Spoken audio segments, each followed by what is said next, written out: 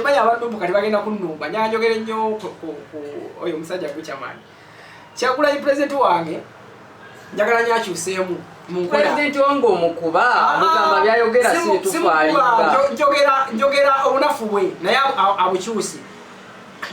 nobyanle yakola naye emyaka egiwera ngera bwe tumanyinga namba 2 we naye omusajja nazimba golofa fly etuskeri ngaalinga asula mu Pentagon ngaye musajja wange Buchamani akyali mu kupangisa kazigo ka mitwalo 5 ekyo omukulembeze obulungi batuli example omukulembeze ino okugaba kyokola ne mu Uganda ebyo bitutamiza mu 7 tuka mu 7 akutenya abantu be apromotinga nnyo laba kati gundi nojja osali musale nojja n'abantu abaki abalala era ogenda okulaba nga mutufu kikyamu omusajja abantu nga wakutteko nnyo ababi ateefu abaffe n'abakola ki n'abasosola kati awo nabo ntera okulaba weakness mubono nenyawani Bobi Wine oba Buchamani nenya Bobi Wine sewo saga wano tafute ebintu ebitali bituufu bulungi omunenya otya kubanga kati omanyi otya nti ebiseera ebisinga nti oba otambula n'omuntu olina omwebuuzaako omanyi otya oba ssente yeze yalafuna nga Buchamani yazikolangamu ebintu birala nga ebyokuzimba tabya kubanga tulaba nti abayimbi bangi engeri gye baba bamanyi nti bafuna ssente za buli lunaku banyumyonye ebintu byokwejjanaga ssente bazirya kivubi omonye otya ne Buchamani eba yali mu category bwoti ate nga ye Bobi Wine nti akasente konna kafunye either mu kuyimba biki akainvestinga mu business zendala okuba nga akola ki gwe mugenda okulaba ennyumba nga agizimbye ewedde kumbe azijje mu business zendala nga tazijje mu kuyimba olyoka ogambe nti oba oliawo nti Bobi Wine yali ako ssente Buchamani njagala nkubula ekigambo kino mu Luganda tulina njogera egamba mbulira bw'eta nabo nkubulira ebikulu buli empisa zo bw'eta n'omuntu n'abeera ennyo ekintu nawe olina okuba nga kyoli oba bwe si kyoli nga ye kyali kitegeeza tomuyamba bwoba bwe kyoli nga gw'oyita naye si kyali ngera mwawukalira ddala oba tokola ki tomuyamba ate mu music wa Uganda ekyo ekintu kirudde nga mwekiri abantu ekirikira omusajja muze radio yayimba olimba weta Jennifer njagala ozine ku mazina lwazinira awali ku mbaga jiro olimba olumanyi ne bawuteeka ku alubamu ya kamiliyoni eyaliko bamaama wange ne bawuteeka n'awasemba naye nga ku alubamu eyo lwerusinga n'obulungi ku nyimba ezaali kuki ku alubamu naye dwe olw'okuba nti alukubye ali mu kibiina yali mu Yonailand yakajja ate omukulu kamiliyoni ezeze zirina okukola ki okulembera kati mu Uganda music industry ne mu bintu ebirala tulina obuzibu obwo nti abantu abasinga baagala ate kunyuunyuuta abantu bava wansi oli ombeera naye ng'olabira ddala ofuna buyinja nti nze nkola kangeze n'ekyagulanyi oba nkola n'ensubuga po kangeze ndi muwagizi kati ne mu ofiisi gye kiri oli ajja n'agamba nze nkyasinza okubeera namba emu omuwagizi wa nsubuga po naye ng'akwagalako ng'oli muwagizi we so takwagalako ng'olina omugaati gw'okola ki gw'osemberera era nga by'emigaati akujjukira byaggwadda kati ne mu bayimbi ekyo gye kiri gwe togamba mbu nno yalina obunafu bwe gwenga omuntu liida olina okutulaga nti obunafu bw'omuntu bweyagala osolvinga nze bembeera nabo ngezaako nnyo batereza sijja kwambala masuuti nsibe mataayi nvuga emmotoka ng'omuntu gwembeera naye atambuza bigere nga musu mwaka ku mwaka nga tetukola naye banyina naye muwa pulani nemugaa munnange bwekiri bwekinene kiba kibadde awo awantu awo muzei wange Kyagulanyi naye yakola ki yakabulamu insistingako Bobi Wine talina baakuteko kati abo nze besinnamanya webanga gye bali okola research bayitirivu baakuteko nti ayina n'abantu abafunye mu struggle ye just nti Bobi Wine bukyanga ayingira mu byobufuzi waliwo abantu abamufunyemu ofunyi nga ate Bobi Wine nga si yakute ssente n'azibawa naye lwakubanga nti baagala Bobi Wine olw'enkyukakyuka gy'alina ne basobola okuba nga bamufunamu awo credit ngimuwera ddala era n'akalu kange Kyagulanyi yakatwala era ku luno nzikiriza nti yakatwala sigala bakulimba naye credit eyokuba nti abalala bafunidde mu linnya kuba abantu bava ngende e Kampala najja eri ewaffe Kakiri n'atiikinga naye nga azza kimambulera bwe gyabatiikinga nga batiikinga tabamanyi tabalabanga nako tamanyi oba be bakwata obwana ku byalo naye nga ye ekintu kimu nti azza kutiikinga ki ambuleera kuno kyensuubira nti siwe kijja okuba kuno kyensuubira kijja okukola ki okuba naye nga atise ekyo kyo yakikola naye ye ng'omuntu individual level bayambye Dr.Mugisha Charles Katongole sinabamanya bayambye bakita drug abuse kitegeeza ddagala but you abusing that akakola ako benjaga oli wakijja ku gundi ku kikolo n'ajja n'akikozesezaawo aba akikozeseza mu bukyamu oba mu kyama bwedde emirimu kubanga lindako because nze Bucherman agamba ne mukyala we twali tulina interview gye twali tumukolako yatugamba bulungi nnyo nti ate kino kiwakajja ku mukolo katikati ekiba fresh nti kyo kiba kikolera ddala ndani biri bye bateekamu chemicals ez'enjawulo ne bateekamu nti kitegeeza nti ate biri birala naye kino kiba fresh tolina kyogaseeko kitegeeza kiba kikolera ddala kati ekyo kyayogera kye bayita okozesa obutamanya no-influencing abantu kubanga lino lyaffe eddagala lyetu-extractinze mukangize mu njagala mu cannabis oba mu mayirungi ago liba ne dosage tutukaneleve epima tugamba ku macho ja milligrams bweziti mututo 1 milligrams bweziti n'olweggulo 1 milligrams bweziti kati ya anywa ekikolo ky'enjaga ekiramba eyo dosage agenda gikola atya kitegeeza there is nothing else apart from the Twitter drug abuse full stop Bombazi era njagala njogerako ku gundi omanyi nkimanyi abantu kati bagenda kunnumba nyanjogere nnyo oyo omusajja Bucherman kyakula president wange njagala nyakyuseemu president wange omukuba mugamba byayogera si tufaalinga njogera obunafu bwe naye abukyusi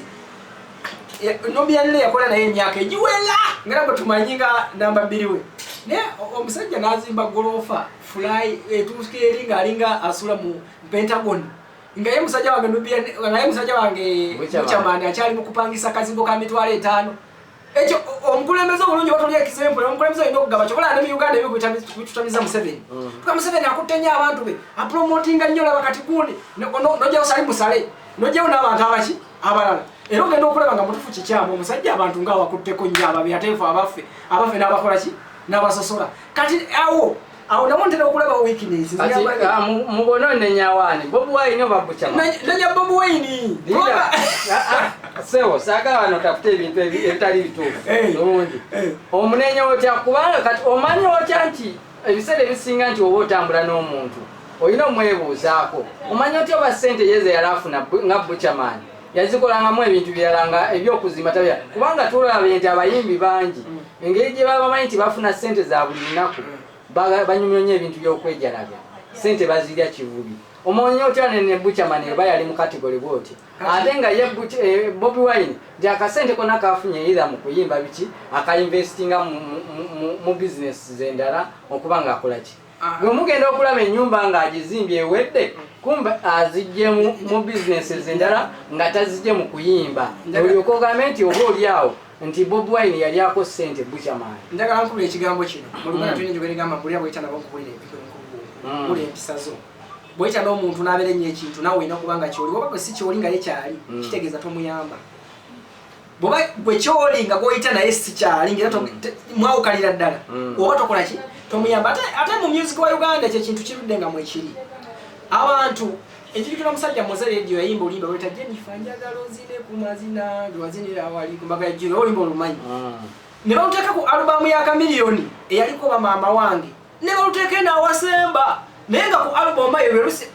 lwerusinga n'obulungi ku nyimba ezaali kuki ku alubamu naye dwe olw'okuba nti alukubye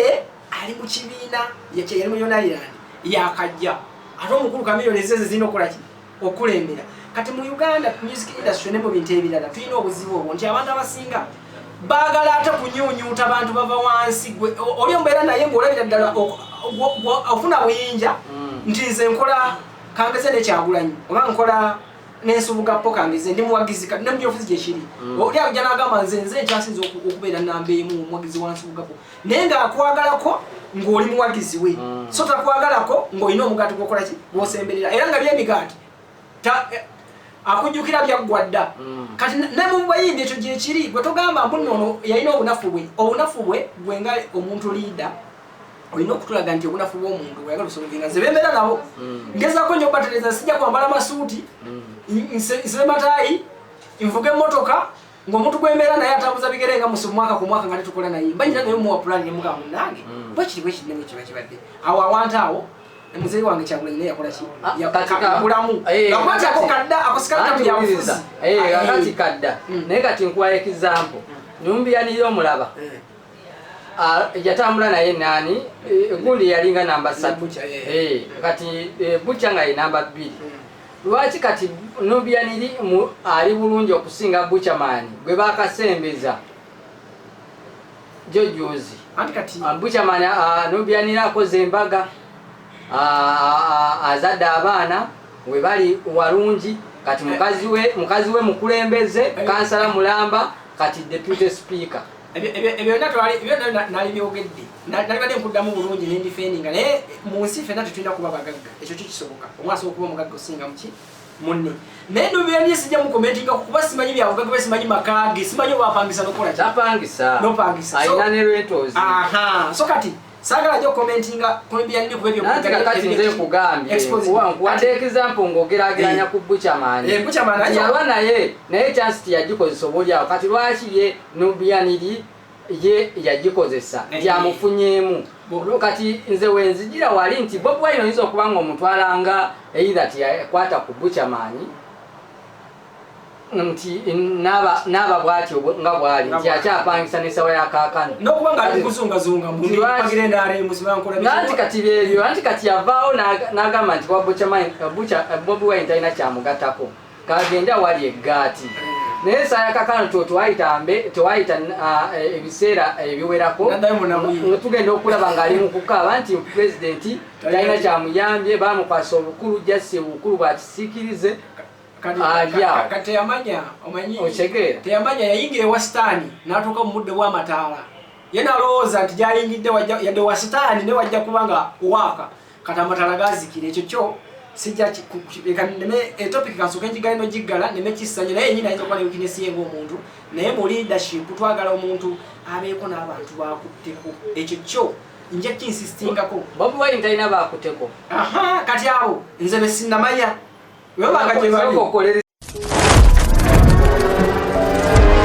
obadde onoonya okugula oba okutunda ettaka oba ennyumba okupunta ettaka lyo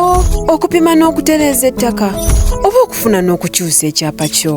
weebuuze ku mukwano gwo Alloy Golden Cycles Limited bloka w'amayumba n'ettaka singa mu Uganda tuyite wonna w'oli obudde bwonna fe tujja kujja era tukubire ku masimu gano wammanga nooti 393 324 647 ne nooti 754 54 nooti 221 tusangibwa ku nkulungo ya Mulago ku 2 ku kizimbe kya SM ku mwaliriro ogusooka tuweereza obubaka ku Alloy GC21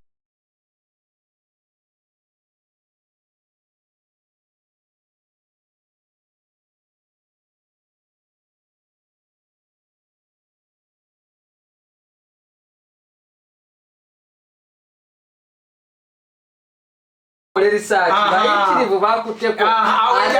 nti Ayina n'abantu abafunye mu struggle ye just nti Bobi Wine kukyanga ayingira mu byobufuzi waliwo abantu abamufunyemu ofunyi nga ate Bobi Wine nga si yakutte ssente n'azibawa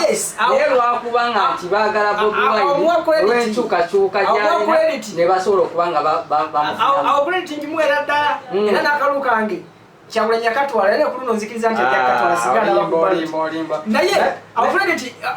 eyokuba nti abalala bafunidde mu linnya kuba abantu bavanga ene Kampala najja eri waffe Kachiri n'atiikinga naye nga azza kimambulera bwe gyabatiikinga nga batiikinga tabamanyi tabalabanga nako tamanyi oba be bakwata obwana ku byalo naye nga ye ekintu kimu nti azza kutiikinga ki ambulera kuno kyensuubira nti siwe kijja okuba kuno kyensuubira kijja okukola ki okuba naye nga atise ekyo kyo yakikola naye ye ng'omuntu individual level bayambye Dr.Mugisha Charles Katongole sinabamanya bayambye wa mu ggwanga lyonna obeeye basi tudde nga bwolaba bwetugamba nti Geoffrey Butaya yali muyimbi natulaba na New Eagles oba kanjogera ku Pastor Iga bawumalu mwanje banabye omukazi teri abuusabuusa nti abo Pastor Iga yabakola ki yabasula ekitegedde Bobi Wine tomanyi byasitudde sinnabamanya gojja bambuulira ekirungi oli munnamawulire olina chance bambulira nawe nenyongera okumanya kwange manyi kimu abayita muki si president wo oyo si president wo olimba naye oyinza okuba nga oli wa NRM wajja mukisiikirize musimayamu awo ezija nti kati wenabira wano mu interview nga webagamba oyo wenaremu bamuguze eri abaffe balina okuga nti ndi wa muhoozi naye nga nze njogera mazima bwenzira kusaidia government okunafu wayo mbulaba muna Uganda nzo okunafu government okyasinze kisokera dala ya myaka 4 toso kulya government ya myaka 4 osigale ngo kyaji wakalu ya doina kinana kitegeza ko toyagaliza abana bawere wera babwerere toina kiddako odide gwango litadde mu bantu bamu emyaka ameka ana atano yagala liyongereyo kikimu ekyokubiri tuyina ebintu ebirikiriya nga polisi bale polisi abona abageza mu Uganda omuntu avuga akapitine ngo ntuma kugamba ntuuka nenga ali mukwangalia era nga tamanyi obadala nabeeka kiri atuuke mirembe alwa paka wakola ki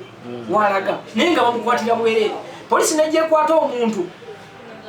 ne bamukwala ku polisi pichi ne bagiteekayo ne mujja mwene bwegayirira ne bagenda mu sakeeyo ne basaba obuyambi mutuyambe tujje Mugisha mukomera bamukutte naye nga bamukutte avuga pichi Tayina musango gonna bwe yazza naye abakulembeze bafe bafuka bannakyesirikidde era kyomwabaze point yange ojja nga muno mpagira Museveni point yange eri wano nti ng'ojjeko Museveni ne Kyagulanyi tudde ku bukulembeze bwa wansi Museveni Katonda ajja mutwala fe bonna batulemeddwa omwejjirako ajja tuuka agendere bukulembeze beerawo mpaka kati Museveni omujjako mwina kusala magezi kyomujjako tali magezi malala okujjako abantu okuzuukusibwa batya naye okuzuukusibwa sikuwaayiriza ate sikudira muntu bayiza genda ku social media nepuyaganseka kakujja example waliwo kakiripu kaba katambula ate mwana bate ebitambula bitandikira wala katandikira kuwalumbuye ne baleeta emiramu bayiza nemusa wala kituta dissection mukola anatomy ne mukola surgery ne baleeta abaana abayizi ba university mu bayali yeggana nga bakola surgery kati ne bakuba ebifaananyi by'emirambo egyo ne bateekawo abapoliisi nga bayimiridde ab'e Uganda ne bagambaza ebyambalo b'e Uganda ne bakatambuza ne bagamba buli wagenda e Mulago bw'oba ovaayo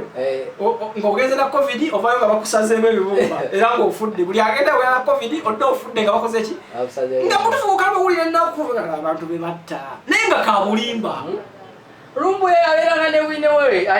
Mabiriza Herbal Products Limited. Tulinawo eddagala eriyamba abaami n'abakyala. Sumuluzo Money Power Extra, Complete Man, Herbal Mouthwash, Coffee, ayambira ddala ffe abaami. Tulinawo kaama k'abakyala, Tightening Powder, oyagala okugeza ebbina, eddagala eriyamba okwongeza ku balongo, oyagala okusereza nabunyaayo, oyagala okufunza nabunyaayo enywere, Express Water Tightening, kadde agoba infection mu baami n'abakyala. Ate nga tulinawo sabbuuni, ono sabbuuni ayamba abaami n'abakyala. Tulinawo ebizigo by'abaana n'abantu abakulu, enkumbi eyambira ddala mu kisenge, tulinawo obutiiti ate nga tukolera ne oda yo. Bakyala bannange ekyama kiri ku Mabirizi Herbal Products, nze najja wano nga sina kabina nga sefiringa naye mukwano we nagezesaako ku thika body cream ebbina nenfuna kati nze natambula nsagala ate era nenkozesaako ne ku Mabirizi lightening cream ndowooza kasikini mukalaba. Ayagala omanyi ebisingawo kuba ku 0704 737 14. Ayina sosi wano mu Uganda bamuwa bwino ebitambula mu ggwanga oba byatambulanga mu malwaliro ebiseera ebyo. Kati kankula ebigambo bino bw'obanga oli eyo ng'ogoberera lumbuye nze nkuwadde ekyasi gwe tongoberera era bw'obanga oli mulonzi wange nga gwera kemiko ali omwogezi w'obulimba ayogera bimpi yakugamba olusali musalaafu tewamulaba kemiko ali ayogera ebintu eby'obulimba ne wayita emyaka 4 ne bituukirira kubanga bw'ogamba omuntu nti ajja kufa kangeze teeka okufa kubaawo. Kati bw'ogamba nti Mugisha Charles ajja kufa n'otayogera mwaka era ndituuka nfe ojeyo video gambe nabagamba agenda kukola ki oyo lumbuye. Kati oyo lumbuye bamukiririza amaate bo mbayita ba super social media gambolas tewali banakyukakyuka naawe abamugoberera ebigambo bye era kyovolaba ekitegeeza gwe toli munakyukakyuka ndi munakyukakyuka omugezi ayagala anti mulina ebintu bibiri kyenasoose munakyukakyuka ne omuwagizi w'ekibiina kya nuupu nga nuupu oba omuwagizi w'omuntu baawukanamukko. Nze nsobola okuba nga ninakyukakyuka nenonda Kyagulanyi kubanga yaliwo okuba enkyukakyuka naye tekitegeeza nti ngenda kukkiririza mu byonna bakadama bye boogera bajja batandika n'okulumba bakatikiro nti Katikkiro yali ewa Museveni gy'obeera yamulaba. Ate nno ne Pulezidenti Kyagulanyi naye najja n'afuuka nga bo yagenda n'agamba Mbugundi Kazibe Bashir yalya nayimirira nawe kavule n'akyogera kati mwina omujja wanti Kazibe Bashir teyalya kati nze ngazija kunyibira wano buuza nga gwe omukulembeze olaba embeera bwetambula mu ggwanga yalya walya. Nze sobola kugamba nti oba yalya kuba simulabangako kyemmanyi kyenyinza okuddamu nti Kazibe Bashir yayolisizza omunaku obutya enkiika ye ebigambo byayogera nga ali ku radio ennyinyo yennyonnyola ng'okuyirawo omubiri omuntu wa wansi taguyiyewo wadde talina kyayogera mawulire tabaamu ne side y'opposition takolera ki tagoberera naye nze toyinza kumulamu no yalyanga ne mu NRM simulabo agoberera sigamba nti ayisa biteeso byeri wabula ayinza okuba ye ng'omuntu yeryane kakati obanga ddala mukulembeze kati kankuwa example oyina mutabani wo abeera waka naye mu kubeera ewaka nti ayina eneeyisa gyeyisaamu etali ya bulijjo ogenda okunoonyereza ng'eyo ddala oba oli abalina byakozesa oba alina kiyaga oyo omwana woovayo n'otugamba naye omwana ono si wange owa bulijjo alina ebikyamu byali kati sawa zino si mutereevu oba mukyamu kuba alina sooka kola Mabirizi Herbal Products Limited tulinawo eddagala eriyamba abaami n'abakyala Sumuluzo Mani Power Extra Complete Man Herbal Mouthwash Coffee ayambira ddala ffe abaami tulinawo kaama k'abakyala Tightening Powder oyagala okugeza ebbina eddagala eriyamba okwongeza ku balongo oyagala okusereza nabunyaayo oyagala okufunza nabunyaayo enywere Express Water Tightening kadde agoba infection mu baami n'abakyala ate nga tulinawo sabbuuni ono sabbuuni ayamba abaami n'abakyala tulinawo ebizigo by'abaana n'abantu abakulu enkumbi eyambira ddala mu kisenge tulinawo obutiiti ate nga tukolera ne oda yo bakyala bannange ekyama kiri ku Mabirizi Herbal Products nze najja wano nga sina kabina nga sefiringa naye mukwano we nagezesaako okuthika body cream ebbina nenfuna kati nze natambula nsagala ate era nenkozesaako ne ku Mabirizi lightening cream ndowooza kasikini mukalaba ayagala omanya ebisingawo kuba ku 0704 737 741 14 Obadde onoonya okugula oba okutunda ettaka oba ennyumba okupunta ettaka lyo okupima n'okutereeza ettaka oba okufuna n'okukyusa ekyapa kyo weebuuze ku mukwano gwo Alloy Golden Cycles Limited bloka w'amayumba n'ettaka singa mu Uganda tuyite wonna w'oli obudde bwonna tetujja kujja era tukubire ku masimu gano wammanga nooti 393 324 647 ne nooti 754 54 nooti 221 tusangibwa ku nkulungo ya Mulago ku 2 ku kizimbe kya SM ku mwaliriro ogusooka tuweereza obubaka ku Alloy GC21